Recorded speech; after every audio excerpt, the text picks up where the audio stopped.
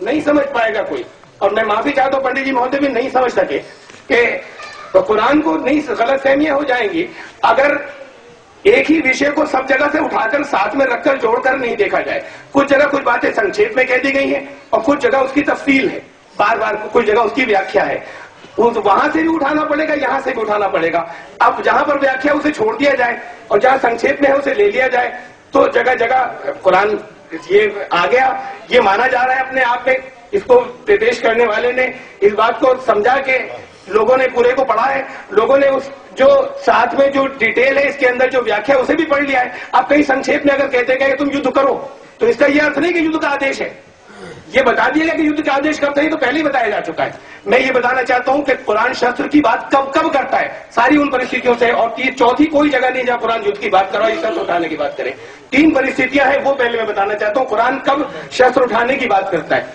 ان 3 کے علاوہ چوتھی کوئی نہیں. کسی کو اسلام قبول کروا دے, جیسے بھی آیت کا انواد آیا میں اسے سمجھاؤں گا.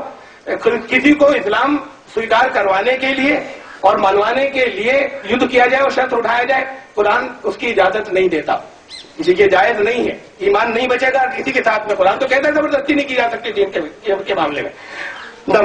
کہیں اسلامی کوئی اسٹیٹ بن گئی ہو, اس کا وستار کرنے کے لیے, علاقوں کو جیتنے کے لیے, اور وہاں پر اپنی سینائیں بھیجے اور جیت لے کہ ہماری اسلامی اسٹیٹ بن جائے گی اور اسلامی قانون زیادہ جگہ, اسلام اجازت نہیں دیتا اس کے لیے شسر اٹھانے کی. صرف 3 پرستھتیاں ان کی قرآن بات کر رہا ہے. نمبر 1 وہ ہے, پہلی پرستھتی جو ہے وہ سورہ نمبر 22 میں ہے, سورہ الحج اس کا نام ہے, حج سورہ نمبر 22 میں, اور آیت نمبر 40. وہاں پر یہ کہا, قرآن شریف میں صرف انواز سنا رہا ہوں آپ کو, ابھی میں نہیں سنا رہا, سمے لگے گا اس کے اندر. قرآن نے اس کے اندر یہ کہا وہاں پر کہ اب ان لوگوں کو کہ جن سے لڑائی کی جا رہی تھی یہ انومتی دی جاتی ہے. یہاں خالی انومتی ہے. اب ان کو انومتی دی جاتی ہے جن سے لڑائی کی جا رہی تھی اور لوگ ان سے لڑنے آئے تھے اور انہیں ان کے گھروں سے نکالنے کے لیے آئے تھے, ان کو اجازت دی جاتی ہے کہ وہ ان سے لڑیں. یہاں پر تو انومتی کے شبد ہیں, اور یہ تو آتم سرکشا کی بات دنیا میں سب سویکار کرتے ہیں, اور یہ پہلا سدھانت ہے. دوسرا سدھانت ایسا نہیں کہ ہر جگہ صرف انومتی ہے, کسی جگہ آدیش بھی ہے. آدیش کی پرستھتی قرآن نے جو بتائی وہ سورہ نمبر 4 ہے, سورہ نساء, اور آیت نمبر 75 سورہ نساء کی آیت نمبر 75. اس کے اندر کہا کہ تمہیں کیا ہو گیا ہے, میں ابھی پھر نہیں پڑھ رہا ہوں, میں خالی اس کا انواز سنا رہا ہوں. تمہیں کیا ہو گیا ہے بابا اللہ تو کہ تم جا کر لڑتے نہیں ایشور کے مارگ میں, ان لوگوں سے جا کر نہیں لڑتے جنہوں نے کمزور پا کر بہت بڑے بڑے ورگوں کو زمین پہ دبا رکھا ہے اور ان کو کچل رہے ہیں. اس میں مرد بھی, اس میں پروش بھی ہیں, استریاں بھی ہیں اور بچے بھی ہیں, اور وہ چیخ رہے ہیں اور چلا رہے ہیں اور آوازیں دے رہے ہیں کہ ہے ایشور ہمارا کوئی سہایک وید. تمہیں اس میں مسلم اور غیر مسلم کی خیر نہیں, چاہے جو ہو. اگر کسی ورگ کو دبایا کچلا جا رہا ہے اور اتیاچار ہو رہا ہے, قرآن کہتا ہے جاؤ لڑو. یہ اللہ کے مارگ میں لڑنا ہوگا, جا کر ان سے اتیاچار سے ان کو بچاتے کیوں نہیں. یہ دوسری پرستھتی ہے جس میں قرآن شسر اٹھانے کی بات کرتا ہے. ایک تیسری پرستھتی ہے وہ سورہ نمبر 9 کے اندر ہے, جس کی کچھ آیتیں ابھی ودوان مہودے نے ابھی پڑھی, اور اس کا پرسنگ جو ہے وہ میں اس کے انواد کے ساتھ میں آپ کو بتاؤں گا. اس کے جو سورہ نمبر 9 جو ہے یہ تیسری پرستھتی ہے جو اس کے اندر بتائی گئی ہے کہ اگر کسی قوم سے, کسی دوسرے ورگ سے جو الگ ہو, ان سے تمہاری کوئی سندھی ہو اور اس سندھی کو ان کی طرف سے توڑا جائے, سندھی کو انہوں نے بریک کیا ہو اور توڑا ہو, تو سندھی تو اب اس کے بعد اس بات کی اجازت ہے کہ جیسی پرستھتیاں تم لڑ سکتے ہو لڑو, نہیں لڑ سکتے مت لڑو, لیکن اب اجازت ہے اگر طاقت ہے تو لڑنا, نہیں طاقت ہے مت لڑنا. اگر سندھی ان کی طرف, اور اگر سندھی ان کی طرف سے نہیں توڑی گئی ہے کبھی اور وہ اچھے لوگ ہیں, انہوں نے سندھی کی پابندی کی ہے, چاہے وہ کسی دھرم کے ماننے والے ہو, تو پھر سندھی کا خیال رکھنا اور پھر اپنی بات سے کسی جگہ نہیں ہٹنا. ان 3 پرستھتیوں کے علاوہ چوتھی کوئی پرستھتی نہیں جہاں قرآن شسر اٹھانے کی بات کرے. اب جتنی بھی آیتیں قرآن شریف میں اور جتنی اور آئیں گی ان 4 اور 6 کے علاوہ, وہ ان کی 3 پرستھتیوں سے باہر ایک بھی نہیں ہے. چاہے وہاں پر ایک جگہ بتا دی گئی تفصیل اس کی, اب چاہے اس جگہ بار بار نہیں کہا گیا ہو کہ جب یدھ ہو رہا ہے تب یہ بتایا جا رہا ہے. کہا کہ اے نبی ان کو ابھارو, ان کو سمجھاؤ, ان کو اکساؤ تم اس یدھ کرنے کے اوپر, کہ ان سے جو لوگ کافر ہیں ان سے لڑو. میں نے کافر کر سمجھا چکا آپ کو کہ جن کی سمجھ میں آ گیا ہے, سمجھایا جا چکا ہے, اور اس کے بعد پھر وہاں پر سورہ 9 کے اندر سندھی ان لوگوں نے توڑی تھی. کہا کہ جنہوں نے اپنی سندھی توڑی ہے, تمہاری سندھیاں ان سے تھی, انہوں نے توڑا, تو ان لوگوں کو سمجھاؤ اور کہ یہ اللہ کے راستے میں بھاگے نہیں, پھر ان سے لڑیں گے اور لڑائی سے ہٹے نہیں.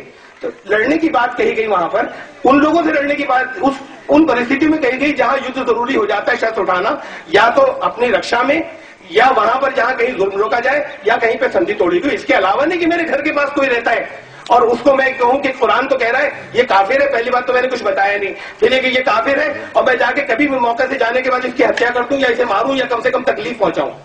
اس کے لیے بھی جو گائیڈنگ پرنسپل ہیں, جو مول سدھانت, مولک سدھانت قرآن دیتا ہے ان لوگوں کے لیے جو اس پرستھتیوں سے الگ, وہ جو غیر مسلم ہیں ان کے ساتھ میں سمبند کیا ہو اصل. اب باقی جتنی بھی قرآن میں آئے تھے وہ سب اس کے اندر میں پڑھی جائیں گی اور اس کے انترگت پڑھی جائیں گی, اس سے الگ نہیں پڑھی جائیں گی. وہ ہے سورہ نمبر 60. کیسا میں ہو گیا؟ وہ ہے سورہ نمبر 60. پہلے کا بچا ہوا ہے یہ سمے آپ وہ ٹھیک کر دیے, میں رک جاؤں گا. سورت نمبر 60 اور اس کے اندر آیت نمبر 8 اور 9, اس کا میں انواد سنا دیتا ہوں. یہ گائیڈنگ پرنسپل ہے, یہ وہ سدھانت ہے جس کے انترگت وہ سارے لوگ جو غیر مسلم ہیں, جو یدھ اوستھا بنی, جیسے جن سے ملنے جلنے کا ہمارا روز کا سمبند ہے. قرآن یہ نہیں کہہ رہا وہ کافر ہے جا کے مارو. جو لوگ قرآن کو نہیں سمجھ رہے وہ بھی کہہ رہے ہیں کہ قرآن تو یہ کہہ رہے ہیں انہیں جا کے مارو, اور اسامہ بن لادن بھی یہ کہہ رہا ہے کہ انہیں جا کے مارو. کوئی فرق ہی نہیں بچا دونوں کے اندر. اب اسلام یہ نہیں کہہ رہا, قرآن یہ نہیں کہہ رہا. بات یہ کہ قرآن یہ آیتیں یہ کہہ رہی ہیں انما ینہاکم اللہ عن الذین قاتلوکم فی الدین واخرجوکم من دیارکم بظاہر علی اخراجکم ان تولوہم. اور اس سے پہلے 8ویں جو تھی شروع ہوئی تھی, میں نے 9ویں پہلے پڑھ دی. لا ینہاکم اللہ عن الذین لم یقاتلوکم فی الدین, اللہ تمہیں ان لوگوں سے منع نہیں کرتا, ان لوگوں سے منع نہیں کرتا جو تم سے دین کے معاملے میں جنہوں نے تم سے لڑنے نہیں آئے, جو دین کی وجہ سے تم سے لڑنے آئے ان کی بات کر رہا تھا. ان کے علاوہ تمہیں منع نہیں کرتا کہ تم ان کے ساتھ میں انصاف کا برتاؤ کرو, تم ان کے ساتھ میں نیکیاں کرو, تم ان کے ساتھ اچھا برتاؤ کرو. اور جنہوں نے تمہارے گھروں سے نہیں نکالا ان کے بارے میں نہیں کہہ رہا اللہ تم سے, اس لیے کہ اللہ تو انصاف کو پسند کرتا ہے, نیائے کو پسند کرتا ہے.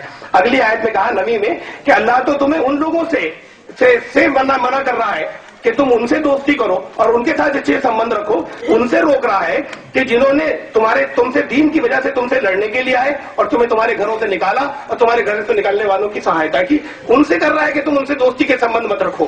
باقی دوسروں سے نہیں کہہ رہا. تو قرآن نے دوستی کے سمبند رکھنے کی بات کی کہ اللہ منع نہیں کر رہا. تو جہاں جہاں یہ ہے کہ انہیں مارو یا انہیں پکڑو, اس کے ساتھ ہر جگہ کچھ نیتک اور بھی باتیں کہی گئی جو چھوڑ دی جاتی ہیں. یہاں بھی چھوڑ دی گئی ہیں, آج بھی چھوڑ دی گئی ہیں. اس انواد کے اندر میں انہیں پورا کروں گا جو اسی کے ساتھ میں موجود ہیں. یدھ ہو, لیکن اگر اس کی بات آئے دوسروں کی طرف سے, شتروؤں کی طرف سے کہ اب روک دیا جائے مان لینا, چاہے وہ ہار رہے ہو تب بھی مان لینا, ہر جگہ پر شانتی کی بات کرتا ہے. میں اس کی تفصیل پھر رکھوں گا. میں نے صرف ابھی 3 وہ رکھے, صرف 3 سدھانت رکھے کہ یہ 3 سدھانت ہیں. ان 3 پریستھتیوں کے علاوہ قرآن یدھ کی بات نہیں کرتا. اب اگر چاہے کسی آیت میں انواد میں نہ ہو یہ بات کہ یہ, اور خالی یہ ہو کہ اے نبی ان سے کہو کہ لڑتے کیوں نہیں, یہ بات سمجھنی پڑے گی, ورنہ آپ قرآن کو نہیں جانتے اور قرآن کو سمجھتے نہیں اور صرف غلط فہمی اور اگر کوئی سمجھائے تو سمجھنا چاہتے نہیں.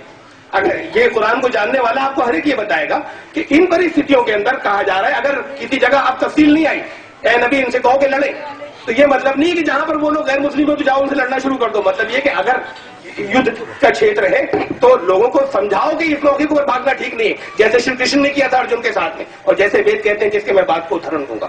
یہ میں نے ابھی کچھ باتیں رکھی. ان آیتوں کا جواب پھر یہ تھا کہ مجھے پریستھتیاں بتانی تھی یدھ کی کہ جس میں قرآن شسر اٹھانے کی بات کرتا ہے, اور پھر اس کے بعد الگ الگ ان آیتوں کا جواب دوں گا. کچھ ایسا ہے ختم کر دوں گا. کافر کا پریبھاشا ابھی آپ نے سب نے مل کر کے سنے ہیں. میرے متر نے کافر کا پریبھاشا بتایا. تو قرآن تو کلام اللہ ہے, اللہ کا ہی کلام ہے. قرآن کو ہم تو جھٹلاتے ہیں یا ہم نہیں مانتے ہیں وہ الگ بات ہے, لیکن قرآن کے ماننے والے کبھی قرآن کو جھٹلا نہیں سکتے. قرآن میں سورہ بقرہ آیت نمبر 98 میں اللہ نے ذکر فرمایا ہے کافر کون ہے. من کان عدوا للہ وملائکتہ ورسلہ وجبریل ومیکال فإن اللہ عدو للکافرین, کہ جو اللہ کو نہیں مانتا, اس کے رسول کو نہیں مانتا, جبرائیل اور میکائیل نامی فرشتہ کو نہیں مانتا, وہ سب کے سب کافر ہیں. یہاں پر جو غیر مسلم بیٹھے ہیں بھائی, میں آپ لوگوں سے نویدن کر رہا ہوں, آپ لوگ جبرائیل اور میکائیل نامی فرشتہ کو مانتے ہیں کیا؟ بھائی سب سے پوچھ رہا ہوں یار, بولو نا. کہ بولنے میں کنائی مر رہی ہے, بولتے وہی تو میں بول رہا ہوں کہ آپ لوگ جبرائیل اور میکائیل نامی فرشتہ کو مانتے ہیں کیا؟ ماننے والے مسلمان, نہ ماننے والے کیا ہیں؟ میں نہیں کہہ رہا ہوں, قرآن کہہ رہا ہے. कुरान में साफ शब्द में अल्लाह ने जिक्र फरमाया है